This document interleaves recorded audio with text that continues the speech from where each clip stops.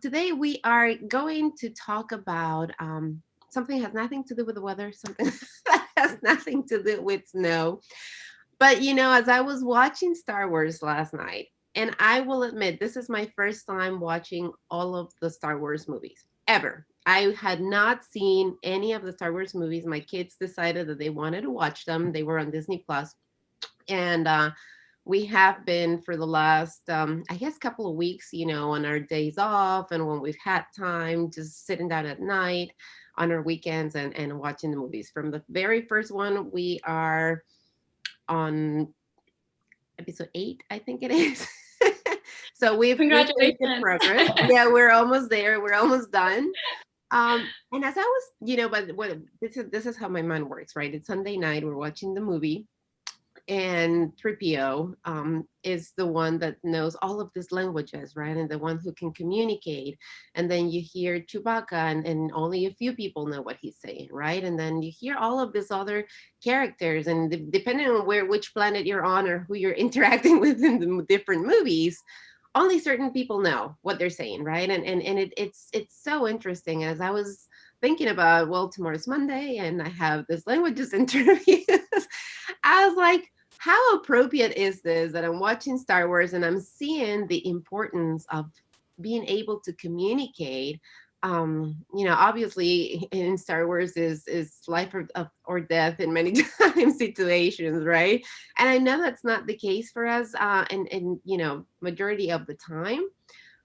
But if we really think about it, to understand each other, it's just that important, right? And to be able to communicate effectively, it's really really important to be able to understand how other people communicate, not just the words, but like all of the message that comes behind it. And in a way, what Star Wars has taught me is that all of this dialects and all of this sounds don't mean anything unless you are able to interpret what that is, and then unless you're able to really understand even the culture that comes behind that. So I've grown to really appreciate Star Wars, and I was able to really put it together in perspective in many ways, with real life, and now I understand why a lot of people really really appreciate it and love it as much as they do. So with that introduction, with that Star Wars introduction, I can tell you that today I am very happy to have Chris Murphy join me again. He is the ELC Academic Support Coordinator, and I also have Sandra Lee, and she's the Chair of Board Languages Department at Howard Community College.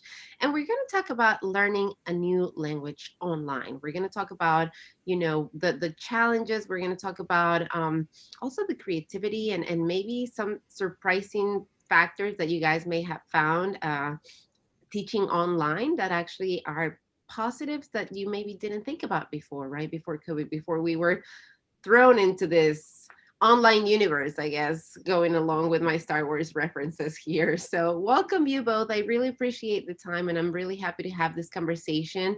And I'm going to start with you, Sandra. I'd love to learn a little bit about you. If you can tell us a little bit about yourself, and what is it that you enjoy the most about teaching languages at Howard Community College? Thank you, Chris. Hi, everyone. My name is Sandra Lee. I'm the chair of World Languages Department. I'm very happy to be here. I teach Korean courses at HCC. And something that I really, really love about teaching languages is that the students who come in have very specific interest in why they want to learn Korean. And I love those interests. Some of it is that they want to work maybe for the government and they want to pick up a language. K-pop is huge, and there's a lot of Korean programs. So a lot of students would come in and they would know more about the programs that are available on Netflix than I do.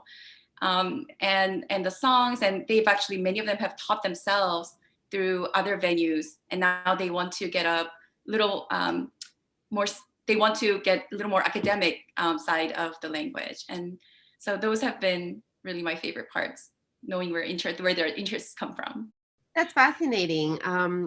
K-pop. What is K-pop for those of us who may not know? So K-pop is music groups. Many of you might know it as BTS is huge right now. And now there's K-dramas, and there's a lot of documentaries actually about food and about Korean history that are available online too. Something to investigate for sure.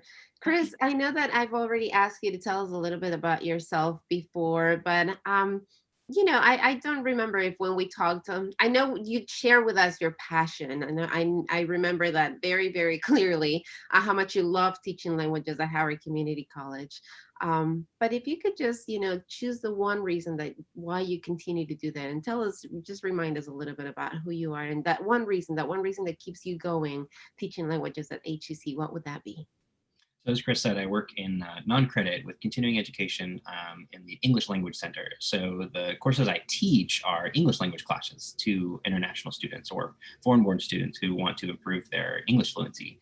And I think the coolest thing that I see from students after I teach them is opening them up to the English-speaking world. And there are so many doors that are open after that.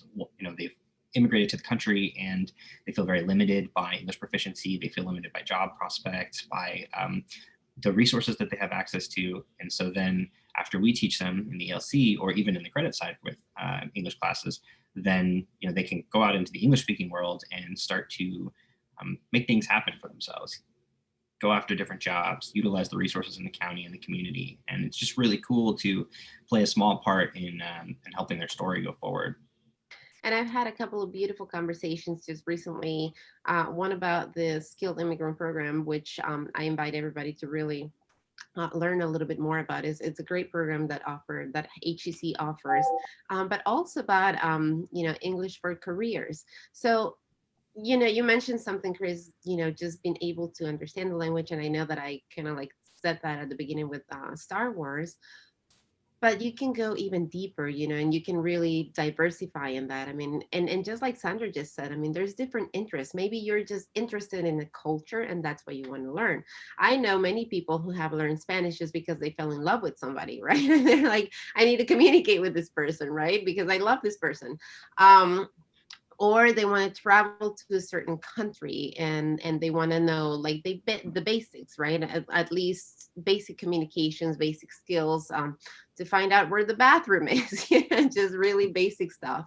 But also it's just for me, one of the things that I appreciate about learning languages is that when you're out in the world, you can really and you know more than language that one language, it opens up opportunities, it opens up doors, for you to get help, but also for you to help others, because you understand what they're saying, and many times you'll hear things and you'll be able to react to those things. Now 2020 came, right? It changed the ways in which we do everything, right? In which we work, we play, we learn. So tell us a little bit about how those changes impacted learning languages at Howard Community College. Sandra, let's start with you on the academic side. How did that change, in the middle of the semester back in March, when you guys were in full swing and then suddenly had to go online? So I have to say, the instructors have really taken ownership of what they can do for these students, especially in language courses. Many of our courses were actually only face-to-face courses, and once March happened, we all had to move online. So we went into two different modes. One is remote scheduled, where students and instructors meet at the scheduled time. And another is flexible online, where students meet with instructors, in an online format, not synchronously. And the remote schedule, the students have been very impressive during that time. We thought, they might be they're struggling with a lot of things in their own personal life, and we thought that it might create a lot of challenge for them. Actually, many of them were there. The instructors were very impressed the amount of dedication they still had to learn languages. And something that I really enjoy about whether it's remote scheduled and flexible online, is that we have actually conferences where all students have opportunity to practice language with the instructors and with each other. That's actually one of the main part of our course that differentiates HCC language courses from language courses in many of the other institutions. So we love that we can keep that going even in an online format. you talked about the dedication, and I think that that spirit, I mean, in a way kept us going, but also kept us together, which is what we really needed. And I think languages do that. They bring connectivity. They bring us together. Tell us a little bit, Chris, on your side, on the non-academic side, how things worked out, back in March when you had transition. Yeah, so it's very, very similar to what happened on the credit side. Classes were face to face. Like when you think language classes, you think a face to face classroom, able to use the language, sit in groups and discuss things like that. And so it was a really strange shift to go from in person to completely online. We're much more limited in the asynchronous side of things, where ELC classes are primarily that scheduled Zoom. And there are a few asynchronous ones, and some of those have bolstered a bit as we've gone on through the pandemic, but primarily it's that same kind of thing. Students have, in some ways, kind of climbed more obstacles than credit students may have, where they're coming from countries where they have less digital literacy. And so there's just kind of this big climb that they had to make to get technology, access to that technology, and then kind of get over the humps, as all of the technology that we use is in English, right? All of the errors that pop up when Zoom isn't functioning, they're all in English. And so our students in particular in the ELC have some challenges with that.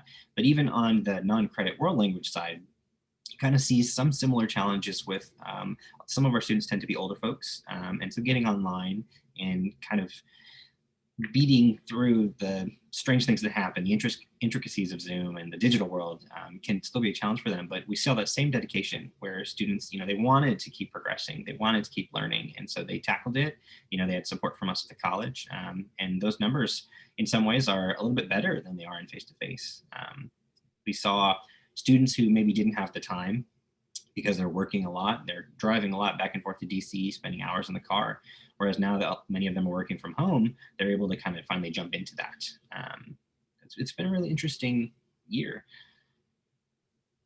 And I appreciate what you just said, because it's so real, right? It's so real. We've all experienced it one way or another. We've all experienced it. And just before we went live here, and I don't know if you can hear, but there's the blender going on downstairs. So those are the kind of things that we have been experiencing this year, right? Where we have sounds from our home. My dog was really barking loud not that long ago. Again, not sure if you can hear or not the blender that's going on downstairs.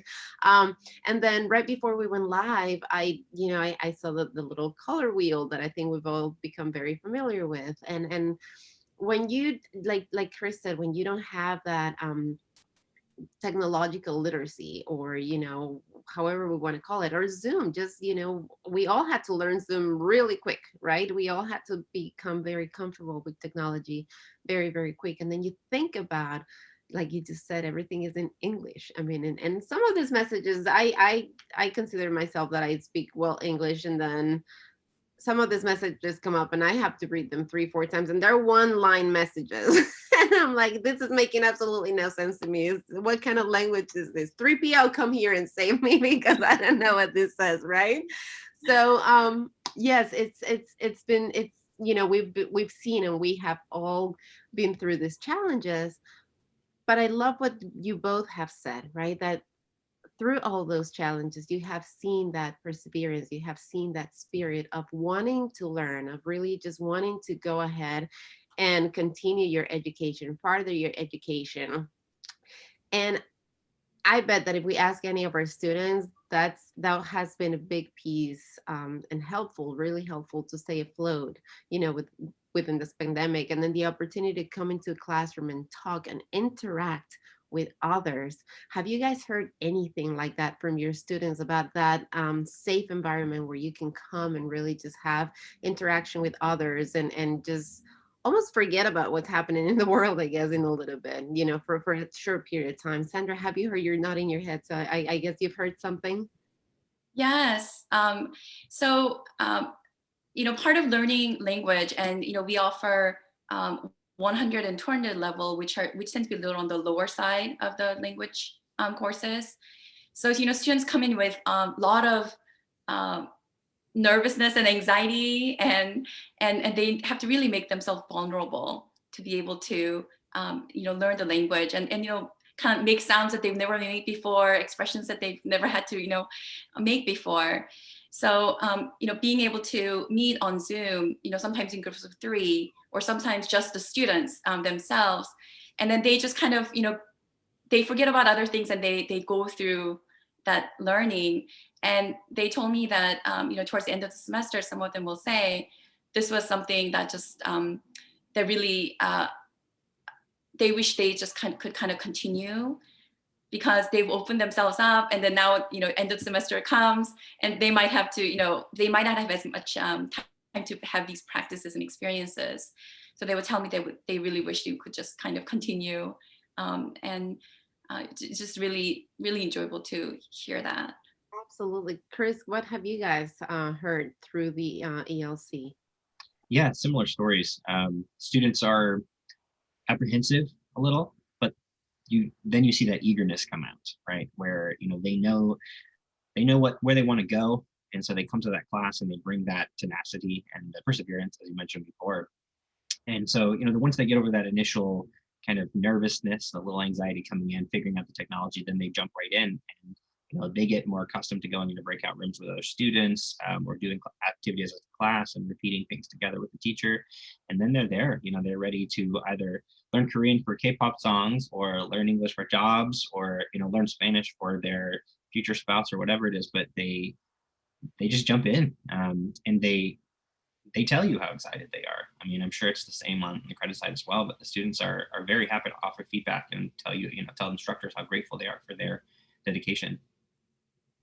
And for all our listeners and all our viewers this morning, we have credit and non-credit side. So because I know that many times for me, I want to learn French, and how to play the guitar. Those are two things that I have on my bucket list of things that I want to learn, right? And again, is the time, is all the responsibilities, but at the same time is the fear. Like, I'm these are new things, and as we grow wiser and older, I guess, right? We don't want to make mistakes. We don't want to put ourselves out there. You used a word that's so true, vulnerability, right? We have to become vulnerable to learn something new. We're gonna make mistakes. Like when I try to hold the guitar, and I don't even know. See, no, I don't know what side I need to hold it on, right? Like I know my fingers, I tried it before, and my fingers are not, I say my hands are not long enough. I don't have the hands of a guitar player, right? And then my kids are learning French, and I've tried to read things, and I've tried to say things, and they will laugh at me, right? Because I'm their mom, and so they feel really comfortable laughing at me. So having that safe space and having that teacher that's not going to laugh at you, but also being comfortable putting yourself in that position, right, where you're going to make those mistakes. It's not easy. It's not easy. Thinking about those challenges, and thinking about those fears, and thinking about some of those barriers, Chris, that you even mentioned, with time, and having to get to a certain place at a specific time. Why would you say that 2021 is actually a good time to learn a new language?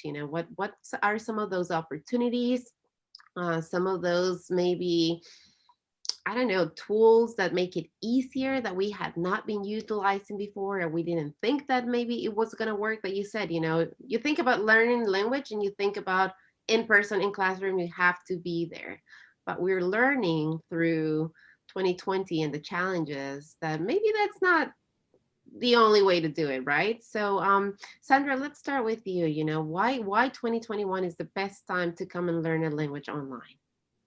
The accessibility is one. As I've mentioned, it used to be face-to-face, and now a lot of courses are, all of them, all the language courses that we offer are now online, and you have different modes. To our instructors' credit, they've also learned some new technologies and ways to teach languages, such as VoiceThread, and also using Zoom comfortably in different groups. Now, and you've touched on this, Chris, that about opportunities, and maybe now is the time for them to, actually both Chris's, for them to learn a new language because they're at home. And the flexibility of time for the courses is one of the reasons why it's a great reason to take languages now. Another is that I'm sure both adult students students and younger students are seeing that um, through internet, through social media, we're in this globalized world. And learning a language is an essential part of that, because with language, you're not only learning grammar or how to speak, but you're also learning the culture, the practice. And we've seen in our society how important it is for us to be able to know, why people might behave a certain way. And there's a need for bigger and deeper understanding of each other within the United States as well as out.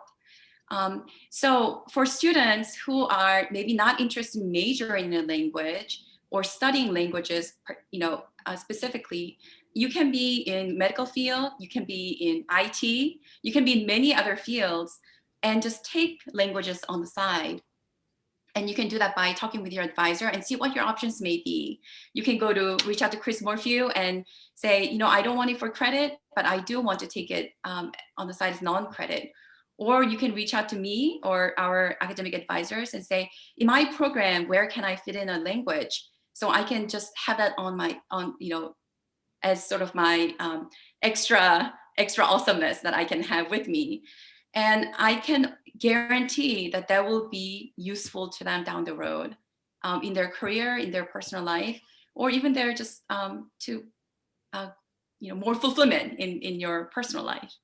I speak Spanish. I grew up speaking Spanish, and I learned English throughout all of my life since I was little in kindergarten. So I understand, that has given me a certain lens, right? And like I said, it expanded my horizons and it opened up doors. Tell us a little bit about, how many languages do you speak, and how that has influenced, or how that has really maybe empowered you, or, what has that done for you in your life? So I speak Korean and English, and I teach ESL, and I also teach English Lit and Comp as well. So initially my goal was to be a high school English teacher, and I was for a few years. And I thought, I think I want to move to maybe some other opportunities. And I started looking, and I actually started at HCC ELC as a part-time ESL teacher and part-time international student advisor because of my Korean. So I never really knew that I could use it until the opportunity came to me. And then that's where sort of things began at my career at HCC. So it was a surprise to me and even to my family that I could start out that way. And now I'm chair of World Languages Department, and my experience has been very useful in my career and in talking and communicating with my students. I love that you just said it opened up an opportunity that I didn't even know was there. That's basically what, what you just said with your career. So maybe for somebody, and she just mentioned, you don't have to have a career in languages. You can have your career, whatever that career is that you want to pursue, or that maybe you already have, and you can complement it, learning a language, and you can then serve more people. You can maybe find opportunities that you didn't even know existed just because you learned that one extra language. Chris, why is 2021 the right year to learn a language, even though we're learning it online and it's so different than anything we ever thought about how learning languages should be? I think that's the answer. We're learning them in ways that we didn't know that we could, that we should be. To echo what Sandra said, teachers have implemented tons of new resources. So she mentioned VoiceThread, but there are so many different other resources that our teachers are all using. Just on the tech side, things like flippity.net, right? Or of course, Kahoot's been around a little while, but we're finding new ways to use it. And so 2021 is the year. I think there's a huge shift in what students will be willing to try. Going back to that vulnerability thing, what students are willing to jump into in a classroom, whether it be physical or virtual. And for now, still virtual, right? But thinking about my own classroom experience, combining these resources. So combining Zoom and Kahoot, and some other resource all together. How do I get Kahoot inside of Canvas while we're using Zoom, right? And students are, I think, much more willing to do that now that we've all experienced this crazy thing in 2020. I love what you just said. We are more willing to try things that we weren't before, right? how are you seeing that that's helping and enhancing that experience in the classroom? For instance, Kahoot, if you tell that to, like, my mom, for instance, and she's learning, she's gonna be very apprehensive because she's like, well, can I get it on my phone? Can I get it on, do I need it to have a computer? Like, this is just gonna be so complicated. It's gonna be in my language. Like, I can already see, somebody being like, no, this is so all these barriers that I'm gonna have to go through. I just want to learn English, right? So this I guess flexibility that you're finding, how is that enhancing, and how's that, from both the teacher perspective, being able to bring all of these other resources that maybe you were maybe putting those barriers before and saying, no, my students are not going to go there, or we're going to do this in class and I'll figure out another way to just do it in person. And it's also from the students' perspective, how's that enhancing their experience, and maybe even giving them opportunities outside of the classroom to continue practicing. I think that starts with the admin side, the pre-teacher side of the job, right? So Sandra as the chair and me as a coordinator in non-credit, we have to kind of think a few steps down the line for how we're going to get our students effectively in the classroom and doing stuff. So in the ELC, we do a face-to-face advice, well, a one-on-one advising that is now all digital. And so some of the things that we think about are, okay, well, when we get our students in Zoom, we're already prepping them in registration for what that's going to be like in the classroom. So they've already seen what the technology will look like before they even go into class, and then we're talking about teaching them how to use Canvas before they get into the classroom, right? The classroom. So here are some instructions for how to use Canvas Inbox. So that way, when the class begins, if they can't talk to their teacher in Zoom, they already know how to use Canvas Inbox, right? So we're kind of thinking ahead of how to, I guess, preload students with the tools that they need to then learn more tools. So then when they get into the first class, they already know how to use it. They already know how to use Canvas. So now the teacher can kind of scaffold, in the teacher language, we say scaffold what kind of technology they're going to use from here. Okay, so we are going to use Kahoot, but here's the cool thing, my students, it's really easy to use. I'm going to push you the link in the chat box, just click it and it opens for you. Okay, so I'm a little bit comfortable with clicking links, so let's do that, and we'll see how it goes, right? And then it's just building on that, starting from the, before class begins all the way through the semester. How are you teaching them language skills, right? So doing this all in Korean, but then at the same time, you're teaching them these transferable skills, these useful life skills that aren't really related to the language directly. And absolutely, I think that that's a plus, from all of this, is that without really thinking about it and without really planning for it, we are getting people who were very uncomfortable online a little bit more comfortable, right? At least familiar with it. And that's a bonus, in my opinion, to this online world. Sandra, tell us a little bit about some of the credit classes that you're really, really excited for the spring semester. So we offer about 13 languages, and many of them are critical language courses. And these are language courses that are not typically offered in many of our surrounding institutions. So I want to be honest and say the enrollment in general is somewhat low in some of the courses that we offer, such as like Hebrew, Turkish, these very, very important and essential languages and critical languages that really benefit students. So enrollment has been a little low in those courses, but we're very excited to still offer them. And we're very glad that we're still able to offer it as a college. And we also have growing enrollment in our Asian language courses, especially Japanese, Korean language courses. And we're very excited about our ASL because ASL courses were all only face-to-face prior to the state that we're in now, the pandemic. And now they're online, and the enrollment's been through the roof for American Sign Language. And that's something that's been very exciting for us to see how we can deliver that in an online format. And the instructors have been just phenomenal putting those classes together. The ASL, I have to say, my favorite part of watching the I guess it was the President's Ball the other night was the ASL person who was just dancing. I mean, I was like, yes, that's the party right there. You were listening to the music, but she was really putting all her heart into it, and she was dancing and just, and I loved it. I absolutely loved it. And I love that we're thinking of accessibility, and I love that we're thinking of languages. I think that, many times we think of languages as the spoken language, and it's French and this and that. ASL, I think we've come to realize the accessibility, and that the real interesting part of learning a language is that you can communicate with others, is that it brings you together. It allows you to really just come together with others that you had no access to before. And ASL, because it's still English, it's American Sign Language, right? I think that that is a beautiful way of just letting everybody, all of our neighbors know here, right here in our country, I care about you, and that's why I'm learning this language, and that's why I want to be able to communicate with you. And so it's the same thing. Whatever language you decide to take, no matter what you call it, right? French, Spanish, Turkish, Hebrew, whatever it is, you're basically saying, I'm opening myself, my heart, my mind to my neighbors who speak this language.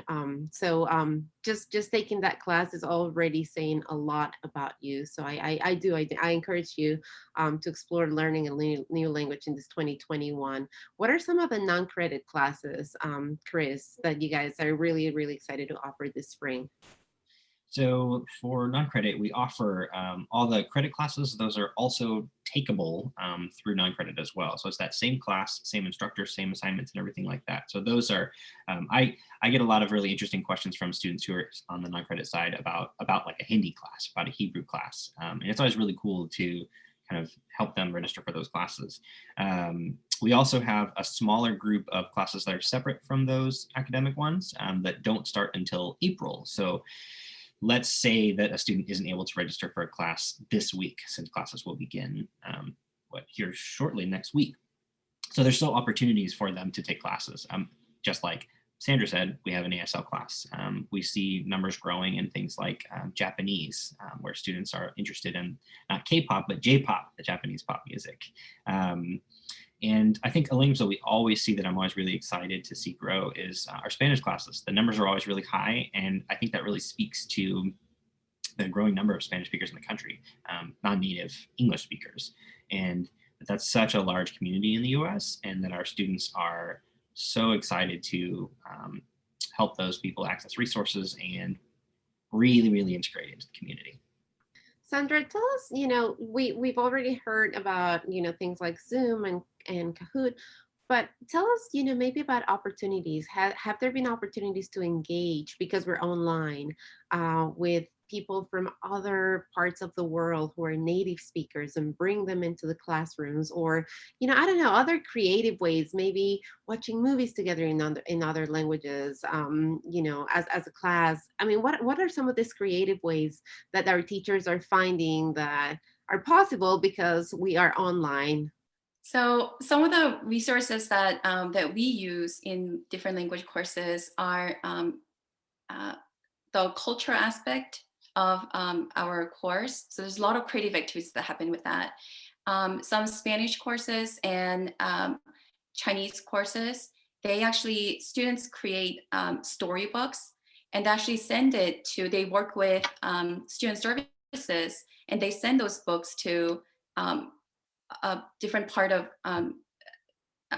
Hispanic area. Maybe I think one of them is Mexico. I don't teach Spanish, so I get a little confused, but they send it to Mexico, and then they actually send it to students over there. And the books are all original stories written by students, both in English and in Spanish, with their own graphics and everything. And they get to kind of talk about how education system might be different there than it is in the States. So it's a really a tangible way of making that connection.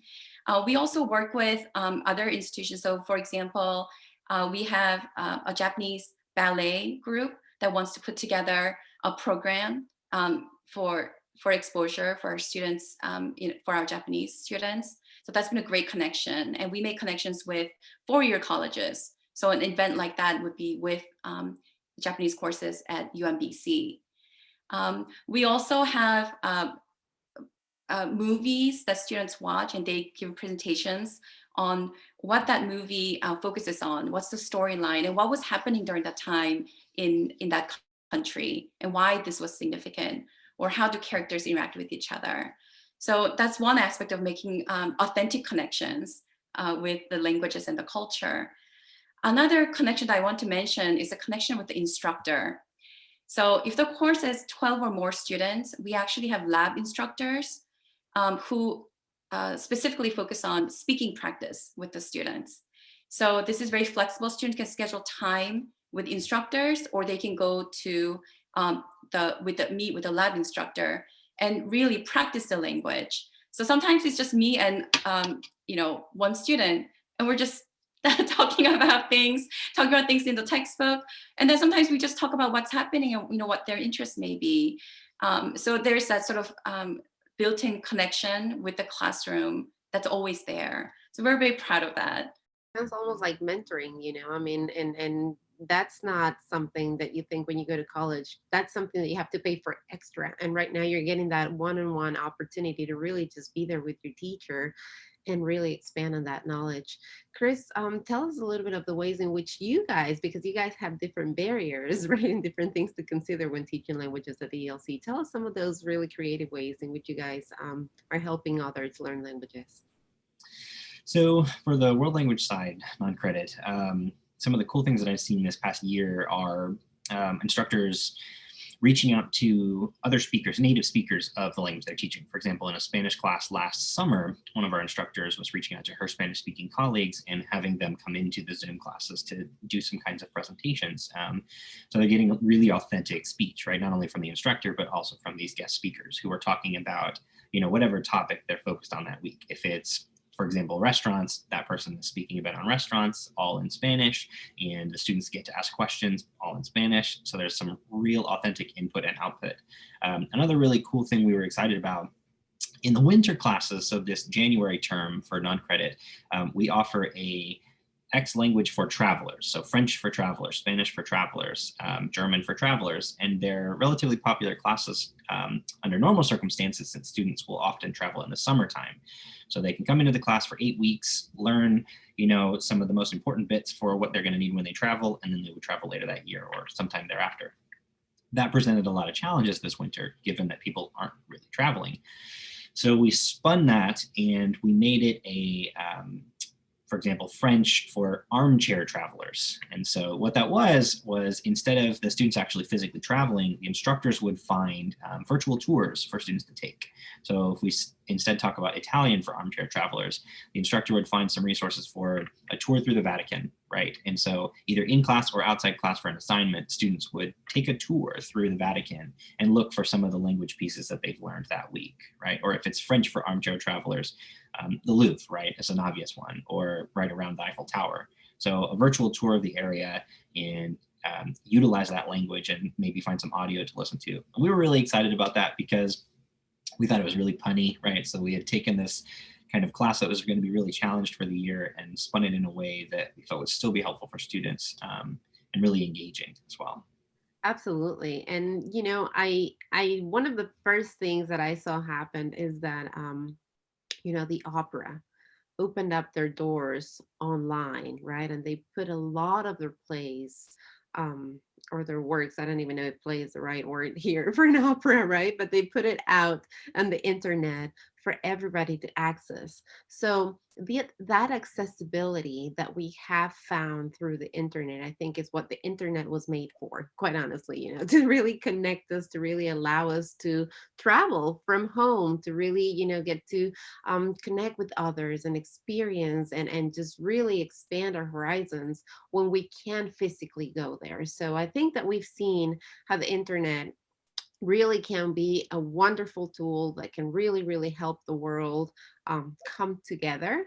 And languages, understanding the languages, I think it's that next piece that really brings that experience to the next level, because there are things, if you look for, going with the armchair travelers, if you go with to a French website, or if you go like to different looking for information about different countries, depending on which site you're looking at, if you don't know the language, and I know that Google Translator exists, but I have to say, no, in Spanish and English, yeah, not always the best.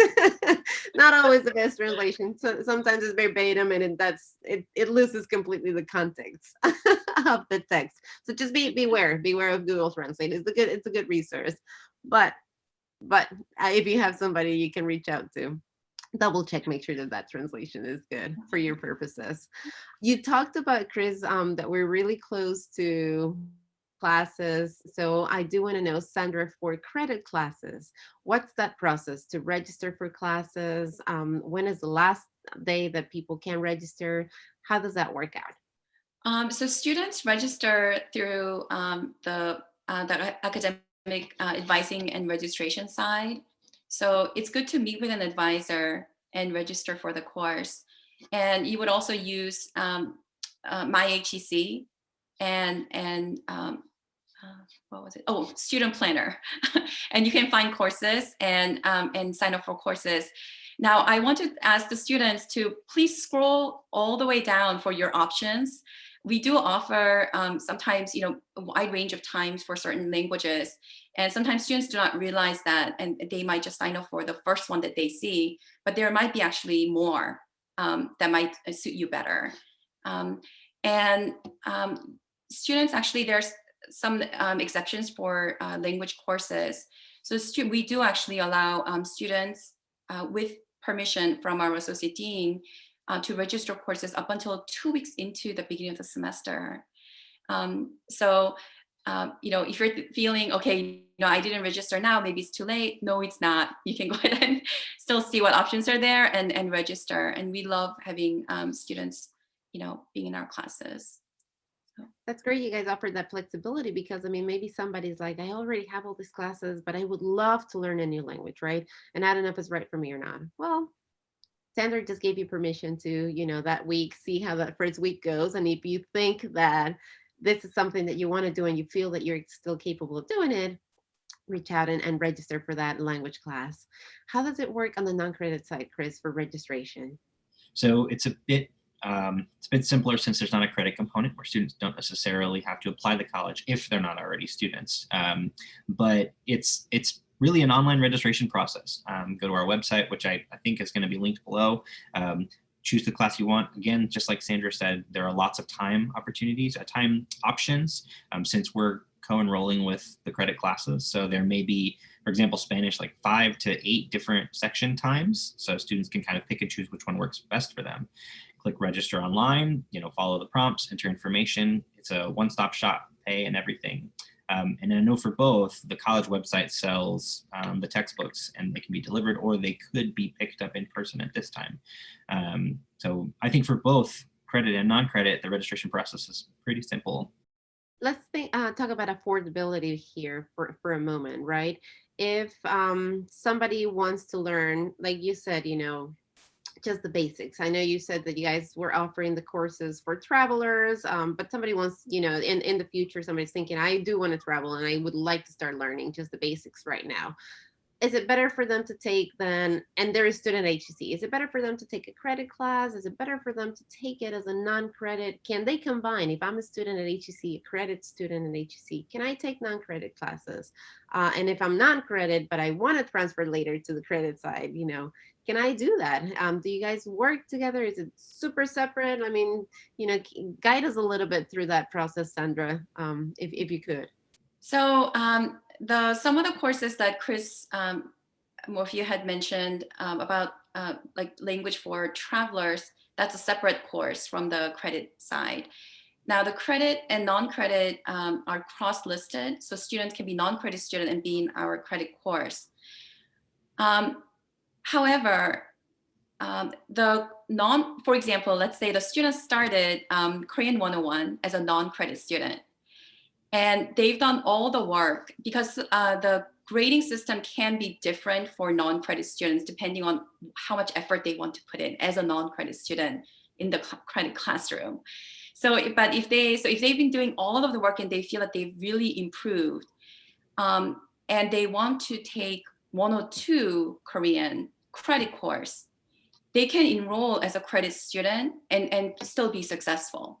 Chris, from your side, when should somebody consider just coming and doing for non-credit, right? When should we just go strictly to the non-credit side and register and start there, maybe, if we're talking about languages? So some of the conversations that Chandra and I have had for the couple of years that we've been working together in these programs, we look at the student populations, what kinds of people are taking the different classes, credit, non-credit, cross-listed with credit, or the separate classes, the fully non-credit. And there are lots of questions we consider. What kind of time does the student have to dedicate? If a student is working full time, maybe they have 40 plus hours a week, they may not be able to dedicate a lot of time to studies. In which case, a credit or a cross-listed credit class may not be the best fit for them at that time. Right. Whereas if a student, intends on going into a career and using, let's say, your example of French, then we would kind of guide them towards the credit side. If they want to earn a degree that direction, then we would go there. And then we have this kind of middle gray area of students who might be working, but still want to advance their language skills, but aren't looking for college credit. Like maybe they already have a job and a language would be very beneficial to them. They have time, maybe their employer is helping them with that time, then they kind of fit somewhere in those cross-listed classes where, they want the class, they want the rigorous nature of the credit classes, but they don't need that college credit. So one of the things we talk about a lot is who's the student and what are they after? And what are their 5-year goals? What do they want to do afterward? So it's having that clarity of what it is my goal, right? What is it that I want to do? Or maybe if you don't have that clarity, you can come and talk to an advisor, like Sandra was saying. You can come and talk to somebody at the ELC, and maybe they'll help you get that clarity. Maybe they'll say, you're working a lot. I understand that this would be very beneficial. Taking a full credit class might not be the way to do it right this second. Why don't you start over here, see how that feels, see how that works, and then next semester, once you already have, your basics, you go into that full credit class prepared and knowing what type of commitment and how that's going to really affect, right, your life, taking that one class, and how much effort and how much time you need to devote to that class to be successful. So don't let those barriers stop you. Come and talk to somebody, come and talk to an advisor, and just explore that opportunity, explore that possibility. Like I said, French is one of my dreams. It's not something that I need, it's just something that I really, really want. I just love the way that it sounds. I love the language. I think it just sounds, every time I hear it, it's like I feel in on the clouds or something. Like it's just beautiful, right? And so I want to learn it. I really, really do. And I just know that right now, even for non-credit, it's not a possibility for me because I would not be able to dedicate that time in this very moment. However, knowing that it is online has been very tempting to me because I'm like, well, I can just click off and on and be in that classroom. So have those conversations. Maybe it's not as difficult as you think, and maybe you do have that little time in your day that you can dedicate to learning that language and fulfilling that dream as it is maybe for you, as it is for me. Why should everybody watching us right now consider learning a new language in 2021? And this is really going beyond the classroom. The way that I thought of this question is really going beyond the classroom. It's we've talked about the importance of that, but I think that we have seen through everything that 2020 brought, and all of the situations that we have seen in our communities arise, right? Not just here locally, but in the world. Um, and that connectivity that you got, that you both have spoken beautifully about in learning a language, because it's not just the words, it's not just the letters, it's not just knowing how to say certain things, but understanding those cultures. I'd love for you guys to really just tell us how we can use languages, right? And why we should consider learning a language this year, and how that can help us overcome some of maybe this division, and maybe come together and understand each other. So, Sandra, I'll start with you if you want to take that first. Mhm. Um, we might think that we know a lot about ourselves and our language, And then when you learn another language, you're going to learn a lot about that language. But what we find is that when you take that leap and you start learning another language, you're actually going to learn a lot of other connections to other words and other languages too, because a lot of these languages have connections for different reasons, whether it's history or geography.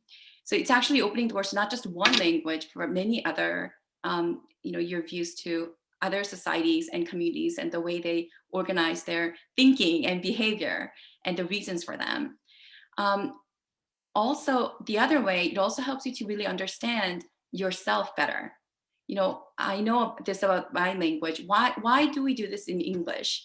But why do they do this in Korean? Or why is there this, why do I behave this way in this situation, but they might not? It informs us about ourselves too. And I think that's just as important, learning more about ourselves as well as, beyond ourselves, right? And language, just taking one language, will really help you to start thinking about that. and it also informs us of the challenges of that. Why is it so hard for us to communicate with each other?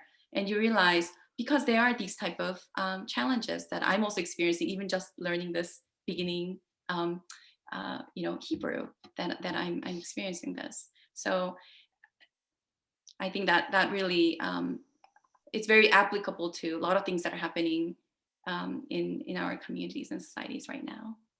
Yeah, I remember the first time I heard somebody speaking Greek, like there was a table and I thought they were going to break into a fight, right? Because it's just so strong and so loud. And then they started laughing and I was like, "Oh my gosh, this is a culture I've never experienced before." And it just that little interaction really opened my eyes to the fact that other cultures, it's even represented, like you just said, on their language, the way they interact really informs us of how that culture is, and it really expands and really allows us to communicate and to really connect better. Chris, why would you encourage everybody to learn a language this year? Yeah, I think it's a hard question to nail down because it's such a big question. But to kind of piggyback off what Sandra said, when you learn about these people, different cultures, different nationalities, even different locations in the same country, those divisions you mentioned before are just kind of melted down. It only takes a couple interactions with a different kind of person to start to empathize with them and to understand who they are. And it feels like there's this avalanche effect, where it starts with one and then another and another, and then that kind of gets paid forward. And then, that global community is a lot more reachable when you can reach across, the 6-foot distance, right? And when you can kind of connect with that person right in front of you, they connect with the next person. And, a great way to do that in a global sense is to take that language class, learn what those people are saying, learn why they're behaving the way that they are, as Sandra mentioned. Thank you for that. I love that you said, it takes only a few minutes to talk to somebody and just really be able to empathize and to come, to a level ground, which I think is what we all need to find. So languages might be the way. Learning a new language might be the way. If you want to start taking or doing something for your community, maybe the best thing you can do is learn a new language, because it will allow you to connect with others in a way that you never thought possible before. Where can people find more information? Let's direct them to the website, Sandra, if you could. And if there's anything else that you like to add before we wrap our conversation up, this is your opportunity. Thank you. So in Credit Side, we actually have a program. It's English, it's in English and World Languages Division. And the program is called World Languages and Cultures Program. So if you type that in a search, you'll get information about the program, and that'll kind of tell you, and you'll see that in that program, you'll have humanities and a lot of other areas of your interest sort of built into that program. And also something that I do want to mention, our prospective students, that when you take the language course, we all know that it's not going to be one semester and you master this language. Sometimes that can be discouraging. But I really encourage you to just see where you were in the beginning and then see where you are at the end for that semester. And then continue that and just little by little persevere and at least take more than two semesters of languages, and you'll really see big differences there. So take step by step, but continue. And Chris, where do people go to register for classes, for non-credit classes? So again, that search bar on the HCC website, they can type language and culture programs and they'll see different search results for both credit and non-credit. So just be careful if you're looking for a particular track, make sure that you've clicked the right one that says credit or non-credit. And if you do email questions, Sandra and I talk all the time. So we're happy to share information from students if they're more interested in one side or the other. We do that regularly. Yeah, I mean, Sandra's nailed it, right? It takes time, but it's an investment that's worth it. In all aspects. So we'd love to have you. Mm-hmm. We'd love to have you. I think that that's the phrase that I would like to close the show with. We would love to have you come and join and explore a new language. Like both Chris and Sandra have said today, you might find it surprising, everything that you will learn from, you might go into this classroom thinking, I'm going to learn to speak this language by the time I come out of the class. And I think that you're going to be pleasantly surprised, to find out that not only you're going to be able to speak some of the words on that one semester that you're going to take and you're going to have a basic understanding, but you're also going to find a lot more about that culture. You're going to learn a lot more than just that language, just the words, just the grammar, just, the spelling. You're really going to see that you're going to expand your horizon, that you're going to have a better understanding of that one culture. And just by having that, you're going to have a bigger openness to the world. So thank you both. Thank you, Chris. Thank you, Sandra, for your time. And thank you for all the information. I really appreciate it. And thank you, everybody, for watching and for listening. Please share this with your friends, with your family. Maybe you're at home and you're looking for something to do. Maybe you have too much time in your hands right now. Why not take a language class? Why not do that and just, continue to expand your horizons this 2021?